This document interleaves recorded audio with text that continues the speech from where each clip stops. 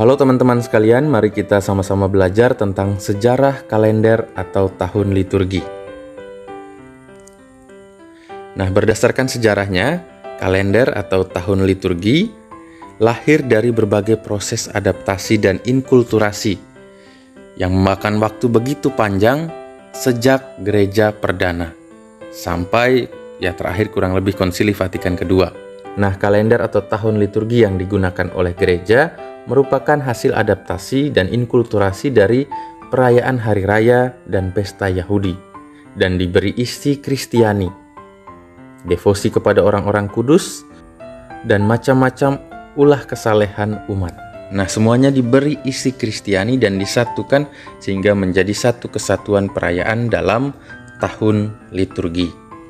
Nah, tahun liturgi Kristiani memiliki dua akar pokok yang berasal dari tradisi Yahudi, yaitu yang pertama, perayaan pada lingkaran mingguan. Ini merupakan siklus 7 hari menurut pola hari Sabat Yahudi. Nah, jadi di dalam gereja kita ada lingkaran mingguan. Misalnya Minggu Advent pertama, Minggu Advent kedua, atau hari Minggu biasa yang pertama, hari Minggu biasa yang kedua, dan seterusnya sampai hari Minggu biasa ke-34. Yang kedua, lingkaran tahunan atau perayaan dalam lingkaran 1 tahun.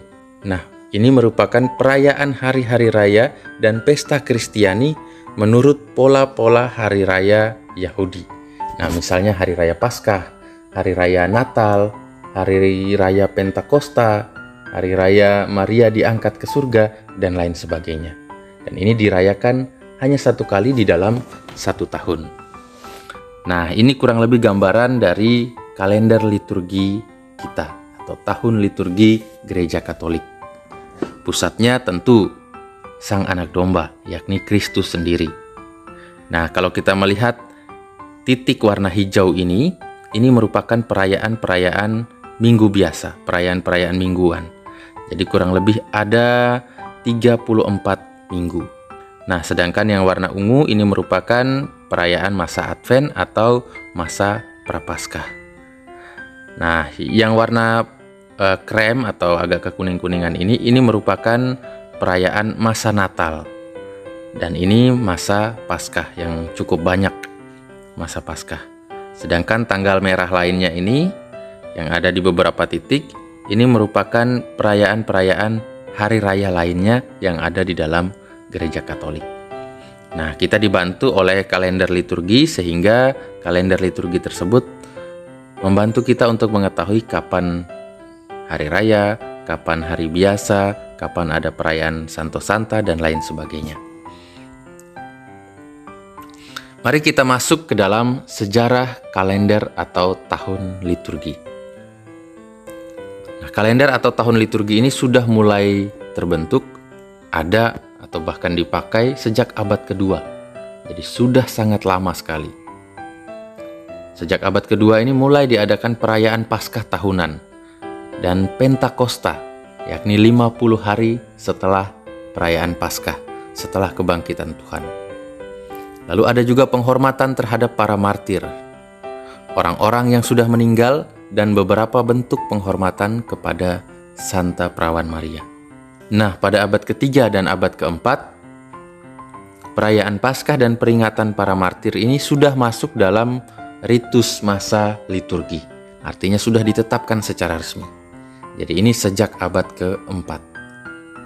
Selanjutnya, masih pada abad keempat.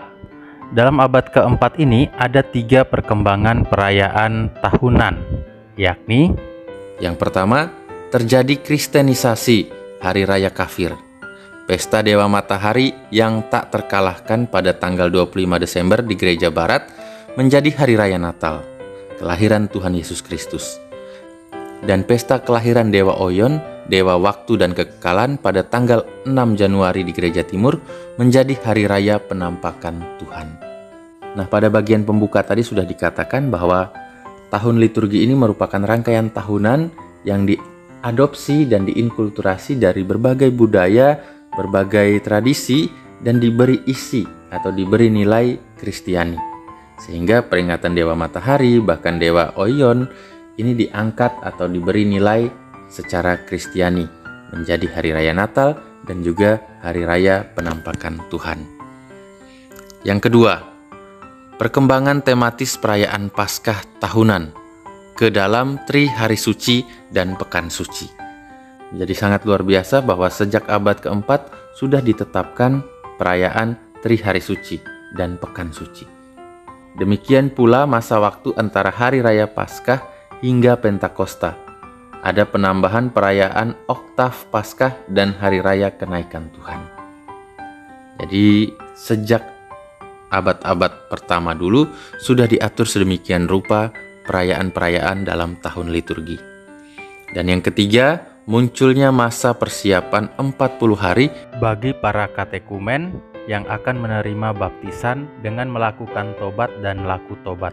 Nah, inilah yang kita sebut sebagai masa Prapaskah. Awalnya memang merupakan masa persiapan bagi katekumen untuk menerima pembaptisan. Abad ke-5 sampai ke-7 terjadi pembentukan liturgi Romawi kuno, antara lain dengan munculnya masa Advent dan berbagai pesta lainnya. Jadi antara abad ke-5 sampai abad ke-7 sudah terbentuk masa Advent, masa persiapan kelahiran Tuhan, dan juga berbagai pesta lainnya.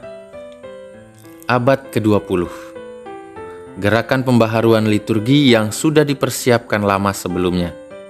Paus Pius ke-12 mengembalikan perayaan Paskah sebagai pusat tahun liturgi. Jadi pada abad ke-20, Paus Pius ke-12 mengembalikan perayaan Paskah sebagai pusat dari tahun liturgi sepanjang tahun itu. Nah, kita lihat di dalam Konsili Vatikan kedua.